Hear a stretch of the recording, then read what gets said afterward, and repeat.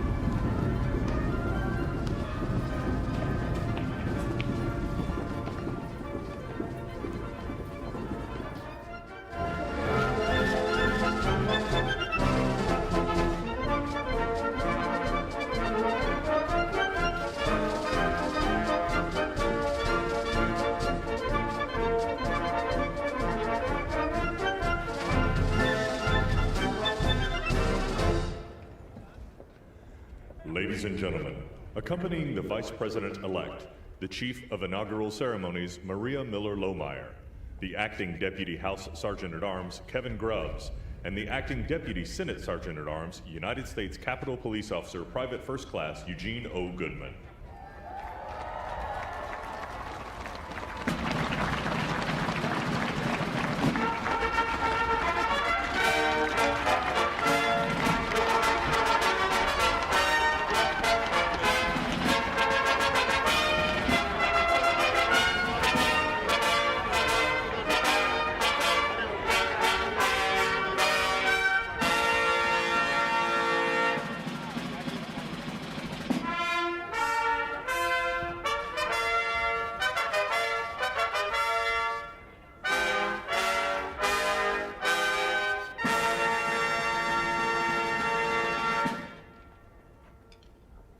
Ladies and gentlemen, the Vice President-elect of the United States, Kamala Devi Harris, and Mr. Douglas Emhoff.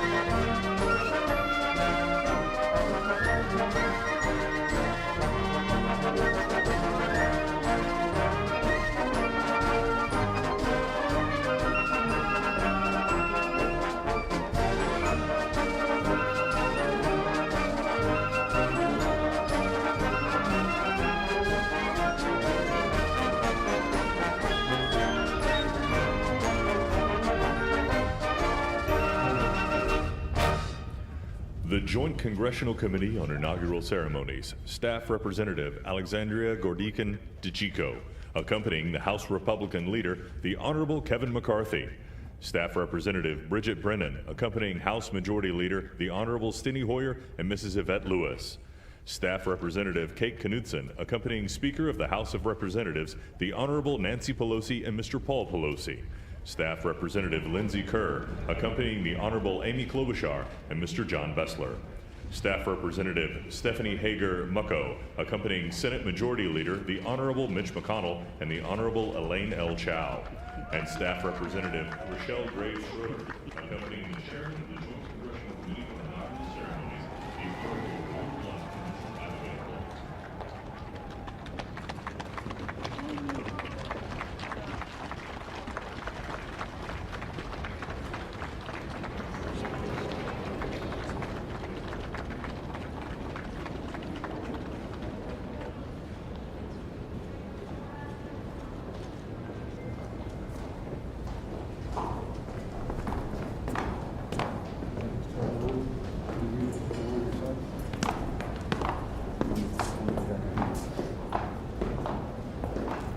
Stand by. Ready. Face. Port. Arms. Forward. Ball.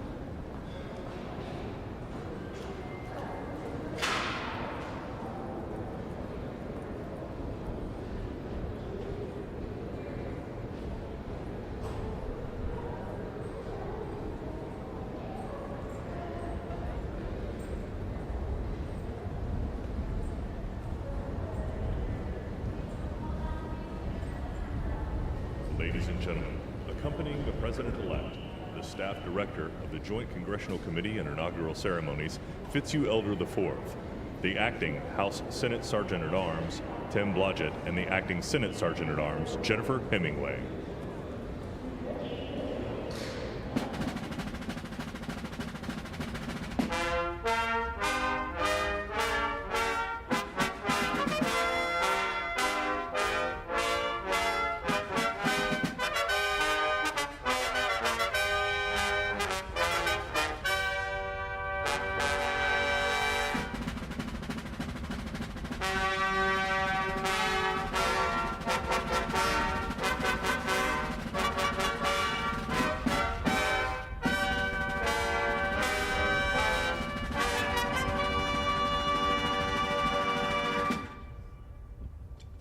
Ladies and gentlemen, the President-elect of the United States, Joseph Robinette Biden Jr., and Dr. Jill Biden.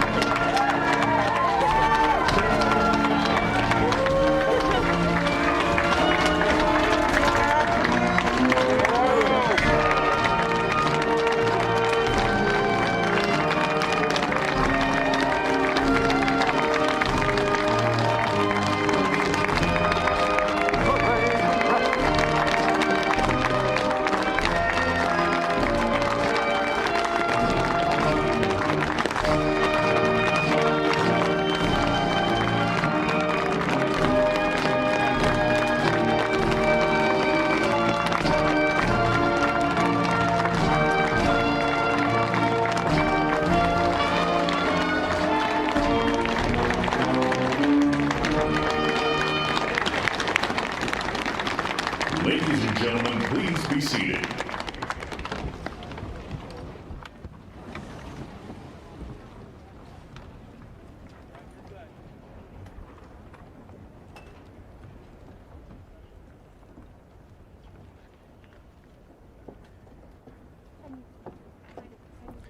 Please welcome the Honorable Amy Klobuchar.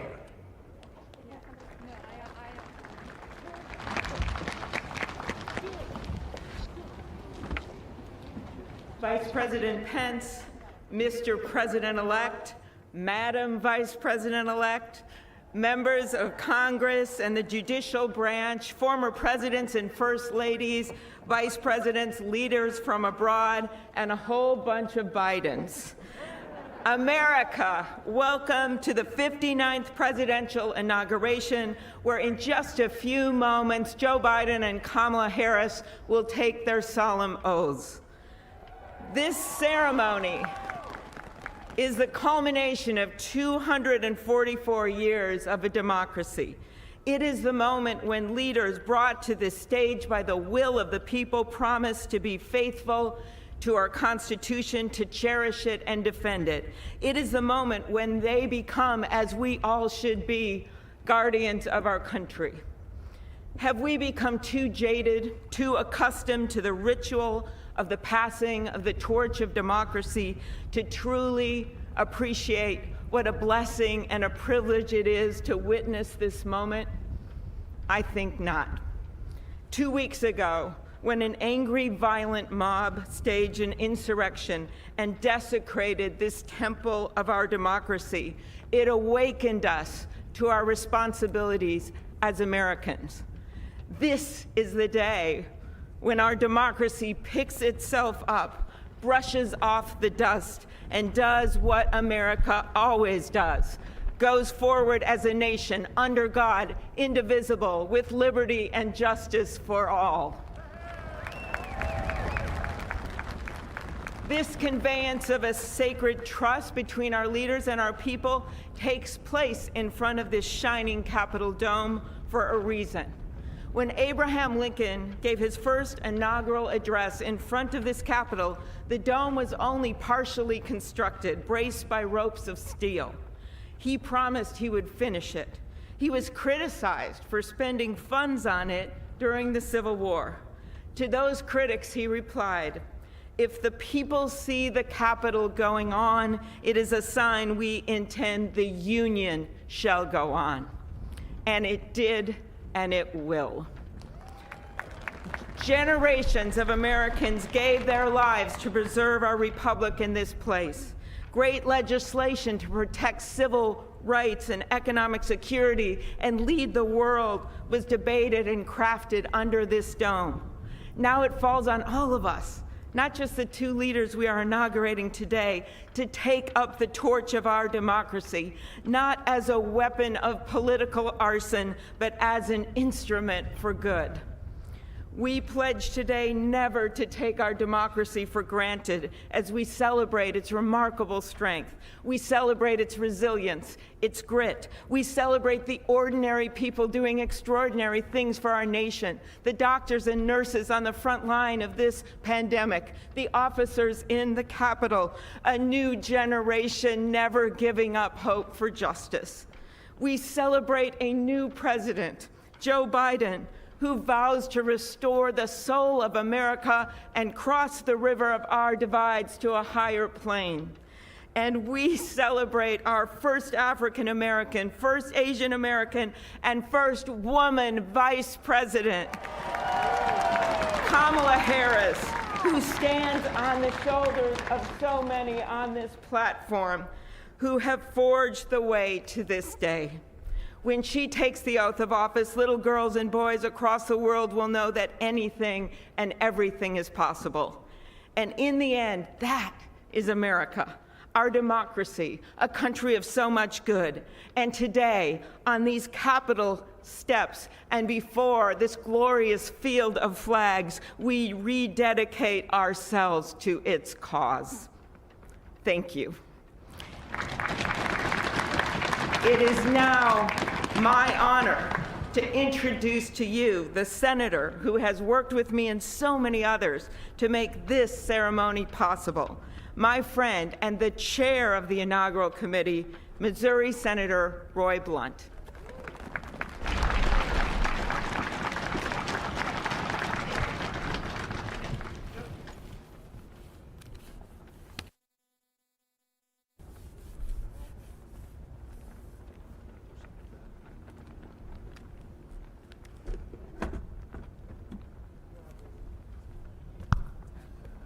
Well, I should have known when Senator Klobuchar got involved, at least there'd be a touch of snow up here this morning. Of all the things we'd considered, I don't think snow was on my agenda till I walked out the door a moment ago. But thank you, Senator Klobuchar, and thanks to the other members of the Joint Congressional Committee on the Inauguration as we officially begin the 59th inaugural ceremony. I also want to thank the Joint Committee staff and our partners, particularly our security partners, for the way they've dealt with unprecedented circumstances. When I chaired the inauguration 4 years ago, I shared President Reagan's 1981 description of this event as commonplace and miraculous. Commonplace because we've done it every 4 years since 1789. Miraculous because we've done it every 4 years since 1789. Americans have celebrated this moment during war, during depression, and now during pandemic. Once again, all three branches of our government come together as the Constitution envisions. Once again, we renew our commitment to our determined democracy, forging a more perfect union. That theme for this inauguration, our determined democracy, forging a more perfect union, was announced by the Joint Committee before the election with the belief that the United States can only fulfill its promise and set an example for others if we are always working to be better than we have been. The Constitution established that determined democracy with its first three words, declaring the people as the source of the government. The Articles of Confederation hadn't done that. The Magna Carta hadn't done that. Only the Constitution says the government exists because the people are the source of the reason it exists. They immediately followed those first three words with the words to form a more perfect union. The founders did not say to form a perfect union. They did not claim that in our new country nothing would need to be improved. Fortunately, they understood that always working to be better would be the hallmark of a great democracy. The freedoms we have today, the nation we have today,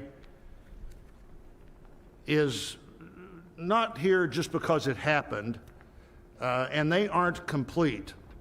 A great democracy working through the successes and failures of our history, striving to be better than it had been. And we are more than we have been, and we are less than we hope to be. The assault on our Capitol at this very place just 2 weeks ago reminds us that a government designed to balance and check itself is both fragile and resilient. During the last year, the pandemic challenged our free and open society and called for extraordinary determination and sacrifice, and still challenges us today. Meeting that challenge head on have been and are healthcare workers, scientists, first responders, essential frontline workers, and so many others we depend on in so many ways. Today we come to this moment, people all over the world, as we're here, are watching and will watch what we do here. Our government comes together. The Congress and the courts join the transition of executive responsibility. One political party more pleased today and on every inaugural day than the other. But this is not a moment of division, it's a moment of unification. A new administration begins and brings with it a new beginning. And with that, our great national debate goes forward, and a determined democracy will continue to be essential in pursuit of a more perfect union and a better future for all Americans. What a privilege for me to join you today. Thank you.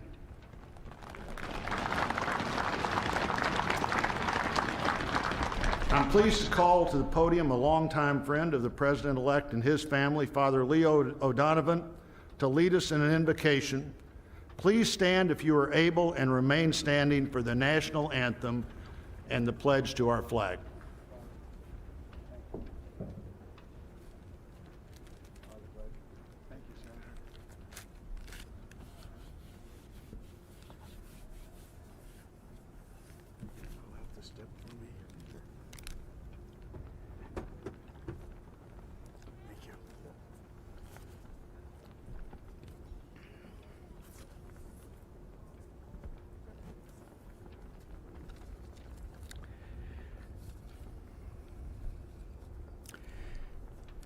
Gracious and merciful God, at this sacred time we come before you in need, indeed on our knees.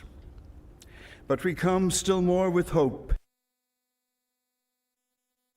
More perfect union in our land, a union of all our citizens to promote the general welfare and secure the blessings of liberty to ourselves and our posterity.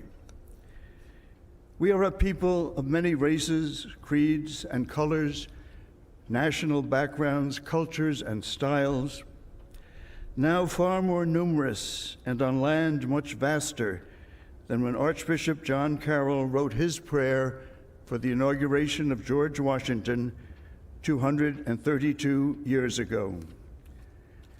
Archbishop Carroll prayed that you, O Creator of all, would assist with your Holy Spirit of counsel and fortitude the President of these United States, that his administration may be conducted in righteousness and be eminently useful to your people.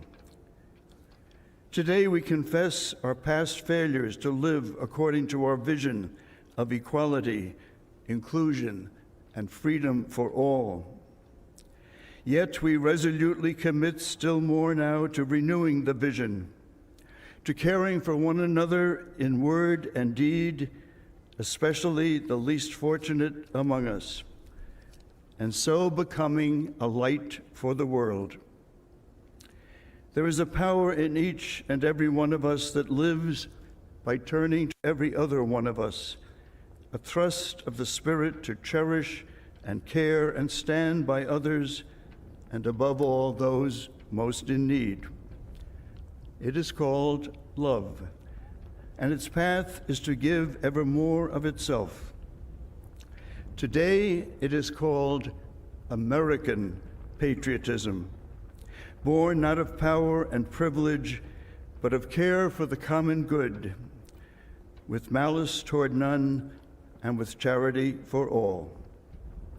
For our new president, we beg of you the wisdom Solomon sought when he knelt before you and prayed for an understanding heart, so that I can govern your people and know the difference between right and wrong. We trust in the counsel of the letter of James. If any of you lacks wisdom, you should ask God, who gives generously to all without finding fault, and it will be given to you. Pope Francis has reminded us how important it is to dream together. By ourselves, he wrote, we risk seeing mirages, things that are not there. Dreams, on the other hand, are built together. Be with us, holy mystery of love, as we dream together. Help us under our new president to reconcile the people of our land, restore our dream and invest it with peace and justice and the joy that is the overflow of love. To the glory of your name, forever, amen.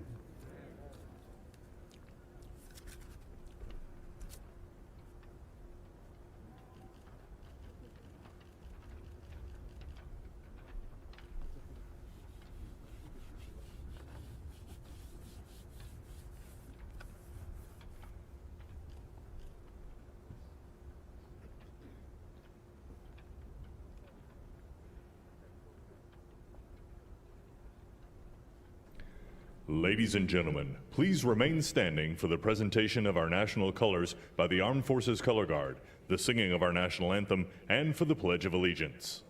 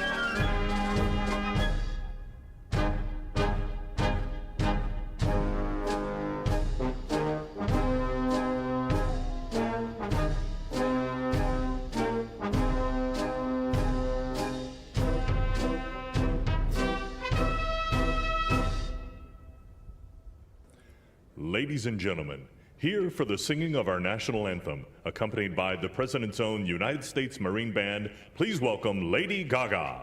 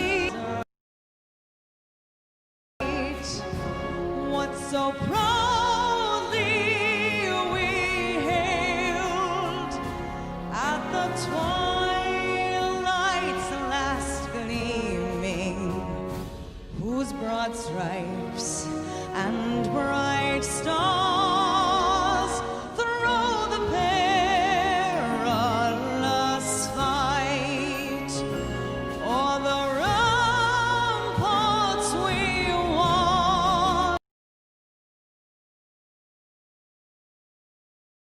Streaming, and the rocket's red glare, the bombs bursting in air, gave proof through the night that our flag was still there. Say, does that star-spangled banner yet wave on the land of the free and the home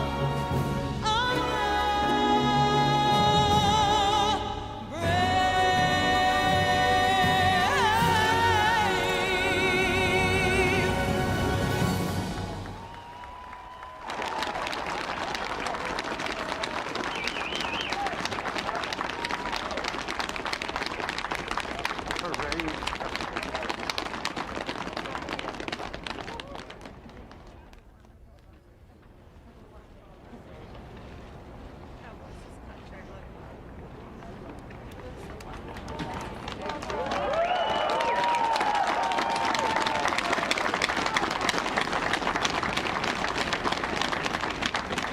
Ladies and gentlemen, please welcome from the City of South Fulton, Georgia Fire and Rescue Department, President of the International Association of Firefighters, Local 3920, Fire Captain Andrea M. Hall, for the reciting of the Pledge of Allegiance.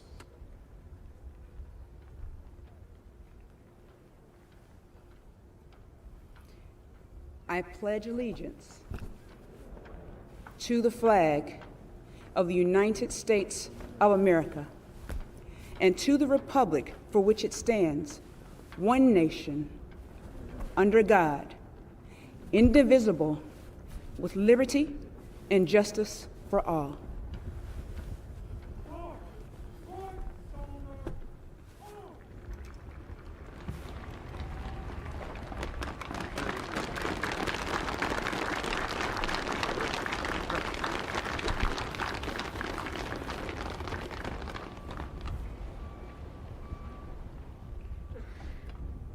What you are all about to be part of, America, is a historic moment of firsts. To administer the oath to our first African American, our first Asian American, and our first woman vice president, Kamala Harris, it is my great privilege to welcome to the inaugural stage the first Latina to ever serve on the Supreme Court of the United States of America, Justice Sonia Sotomayor. Ladies and gentlemen, please remain standing for the oath of office, followed by musical honors.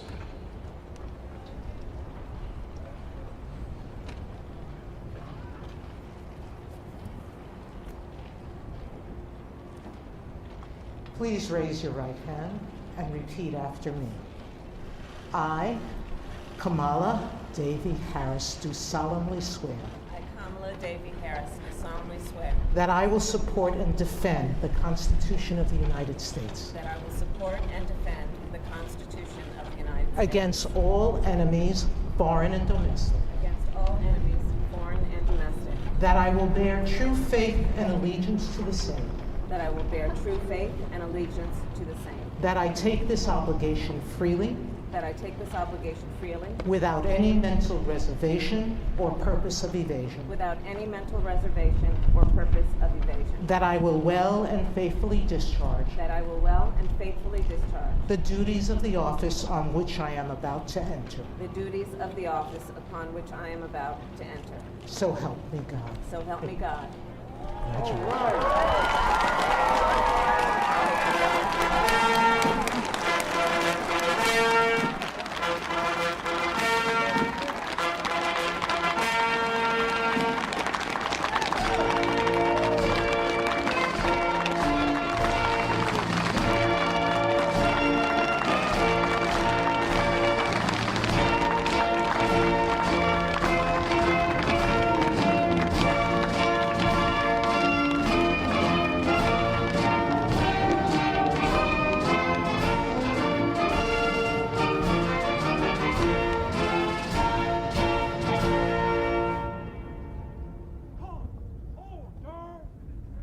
Ladies and gentlemen, please be seated.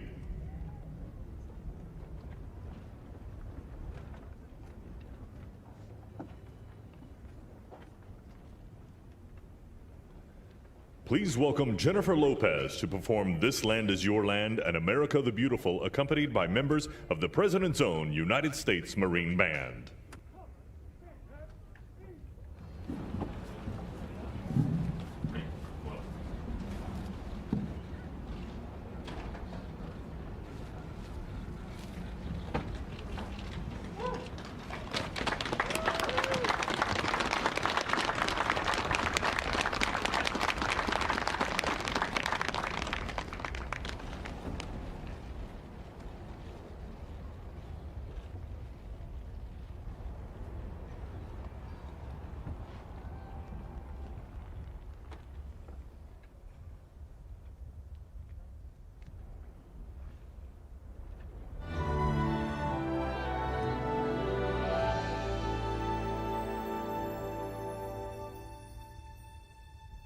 This land is your land. This land is my land. From California to the New York Islands, from the Redwood Forest to the Gulf Stream waters. This land was made for you and me. As I went walking down that ribbon of highway, I saw above me that endless skyway. I saw below me that golden valley. This land was made for you and me. Oh, this land, oh, this land. This land was made for you and me. Oh, this land, oh, this land. This land was made for you and me. You and me. Oh, America, America, God shed His grace on thee and crowned thy good with brotherhood.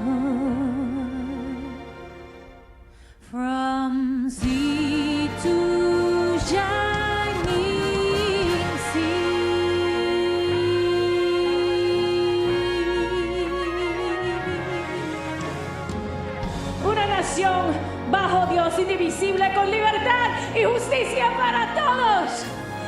Let's get loud.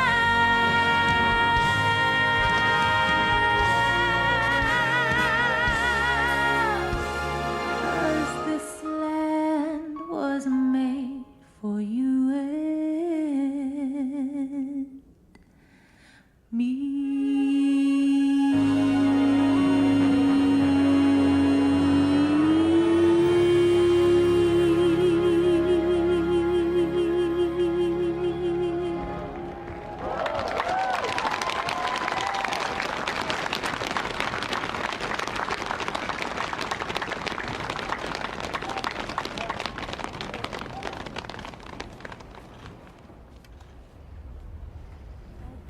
Well, that was great.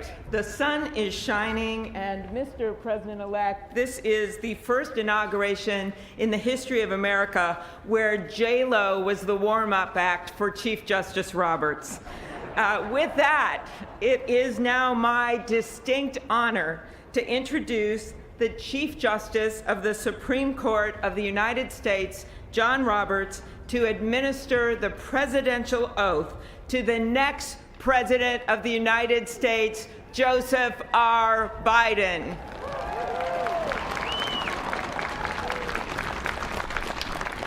Ladies and gentlemen, please stand for the oath of office, followed by musical honors.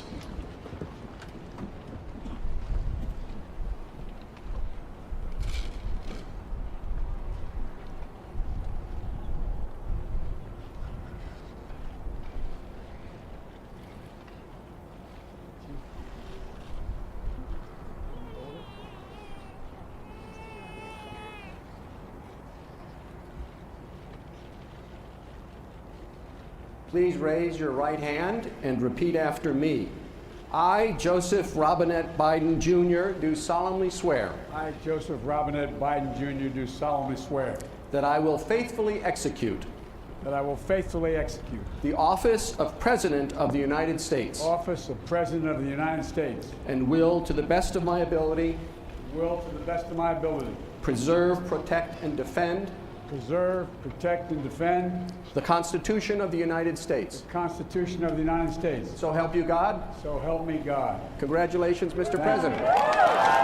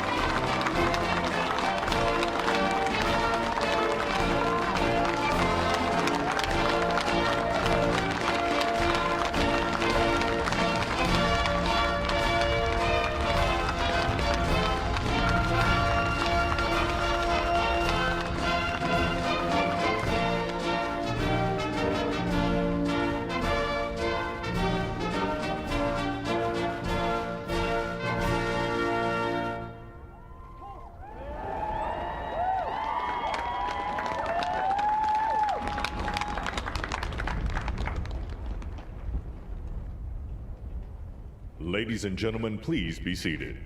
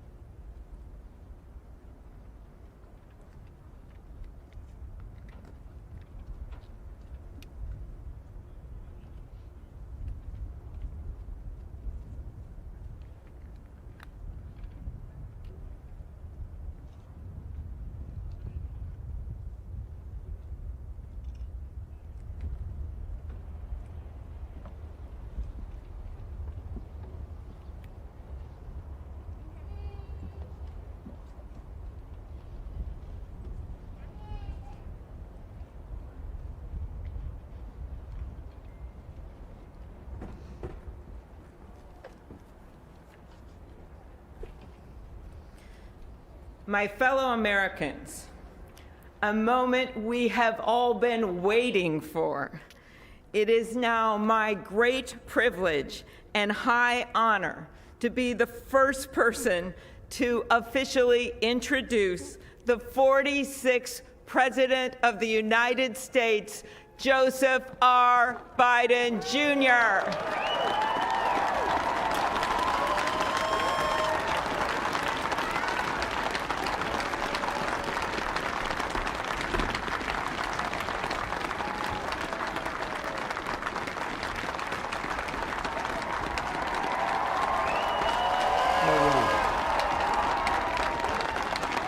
Chief Justice Roberts, Vice President Harris,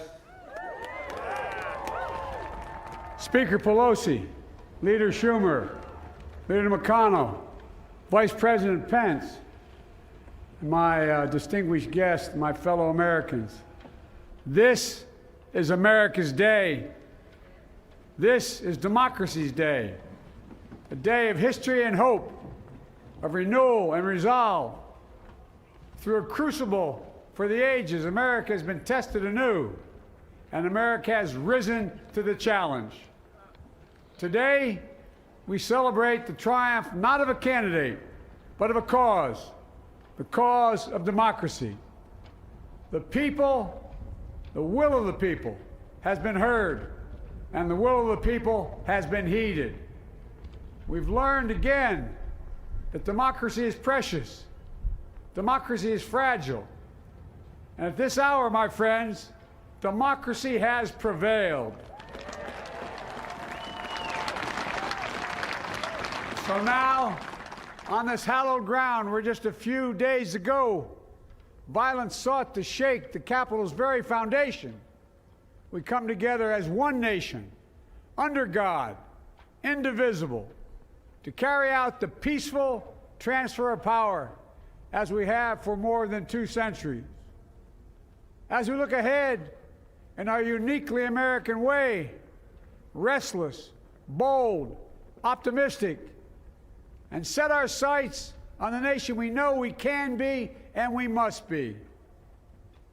I thank my predecessors of both parties for their presence here today. I thank them from the bottom of my heart, and I know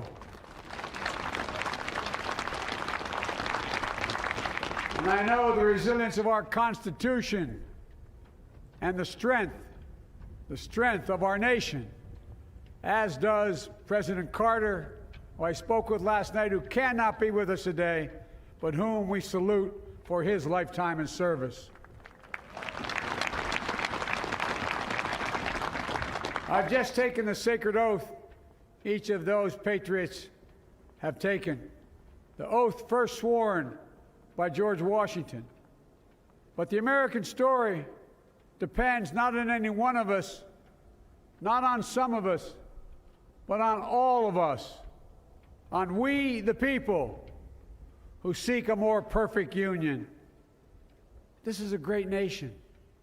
We are good people. And over the centuries, through storm and strife, in peace and in war, we've come so far. But we still have far to go. We'll press forward with speed and urgency, for we have much to do in this winter of peril and significant possibilities. Much to repair, much to restore, much to heal, much to build, and much to gain.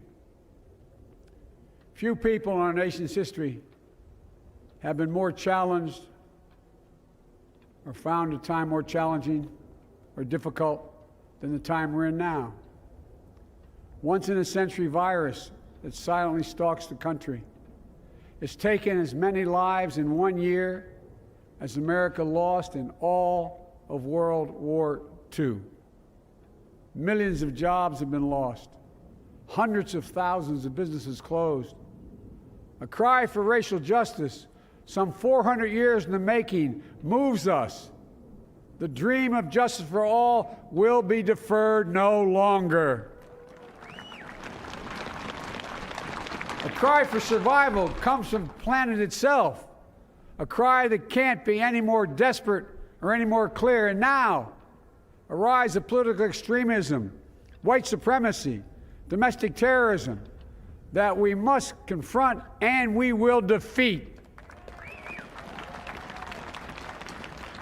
To overcome these challenges, to restore the soul and secure the future of America, requires so much more than words.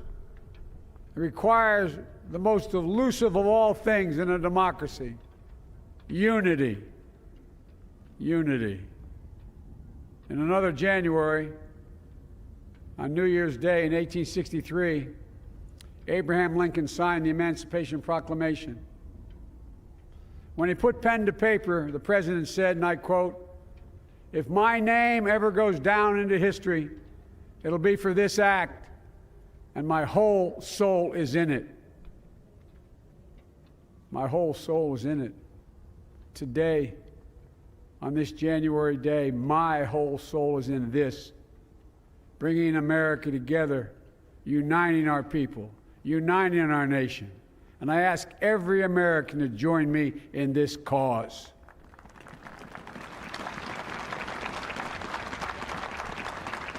Uniting to fight the foes we face: anger, resentment and hatred, extremism, lawlessness, violence, disease, joblessness, and hopelessness.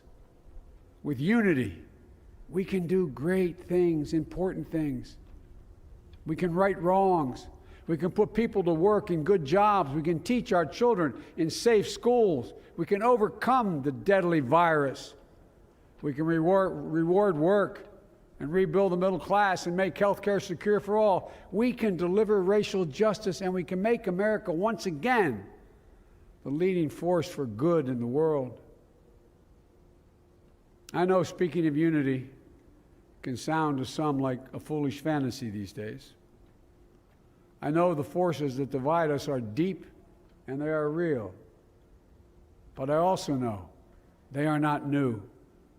Our history has been a constant struggle between the American ideal that we're all are created equal and the harsh, ugly reality that racism, nativism, fear, demonization have long torn us apart. The battle is perennial, and victory is never assured. Through Civil War, the Great Depression, World War, 9/11, through struggle, sacrifice, and setbacks, our better angels have always prevailed. In each of these moments, enough of us have come together to carry all of us forward. And we can do that now. History, faith, and reason show the way of unity. We can see each other not as adversaries, but as neighbors. We can treat each other with dignity and respect.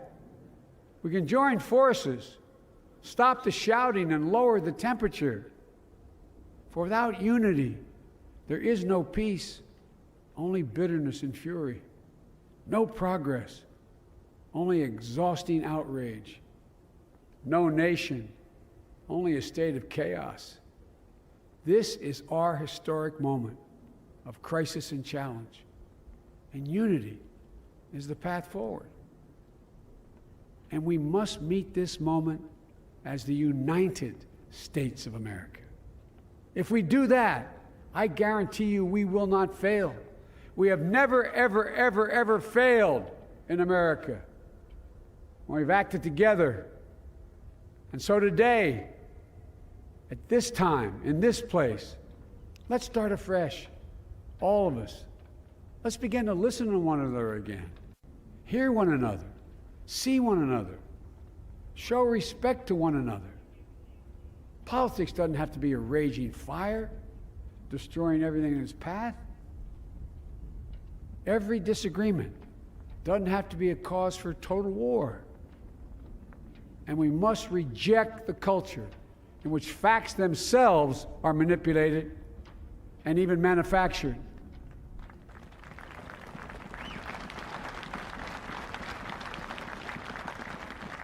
My fellow Americans, we have to be different than this. America has to be better than this. And I believe America is so much better than this. Just look around. Here we stand in the shadow of the Capitol Dome, as was mentioned earlier, completed amid the Civil War, when the Union itself was literally hanging in the balance. Yet we endured. We prevailed. Here we stand, looking out on the great mall where Dr. King spoke of his dream. Here we stand where 108 years ago, at another inaugural, thousands of protesters tried to block brave women marching for the right to vote. And today, we mark the swearing in of the first woman in American history elected to national office. Don't tell me things can't change. Here we stand across the Potomac from Arlington Cemetery, where heroes who gave the last full measure of devotion rest in eternal peace. And here we stand, just days after a riotous mob thought they could use violence to silence the will of the people, to stop the work of our democracy, to drive us from this sacred ground.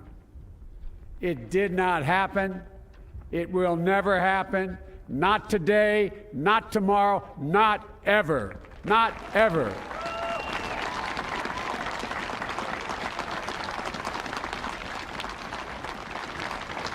To all those who supported our campaign, I'm humbled by the faith you've placed in us. To all those who did not support us, let me say this. Hear me out as we move forward. Take a measure of me and my heart. If you still disagree, so be it. That's democracy. That's America. The right to dissent peaceably within the guardrails of our republic is perhaps this nation's greatest strength. Yet hear me clearly. Disagreement must not lead to disunion. And I pledge this to you. I will be a president for all Americans. All Americans.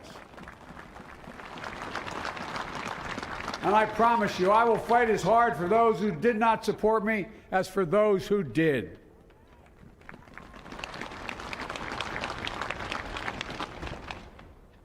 Many centuries ago, St. Augustine, a saint of my church, wrote that a people was a multitude defined by the common objects of their love. Defined by the common objects of their love. What are the common objects we as Americans love that define us as Americans? I think we know. Opportunity, security, liberty, dignity, respect, honor, and yes, the truth. Recent weeks and months have taught us a painful lesson. There is truth and there are lies. Lies told for power and for profit. And each of us has a duty and a responsibility as citizens, as Americans, and especially as leaders. Leaders who have pledged to honor our Constitution and protect our nation, to defend the truth and defeat the lies. Look, I understand that many of my fellow Americans view in trepidation.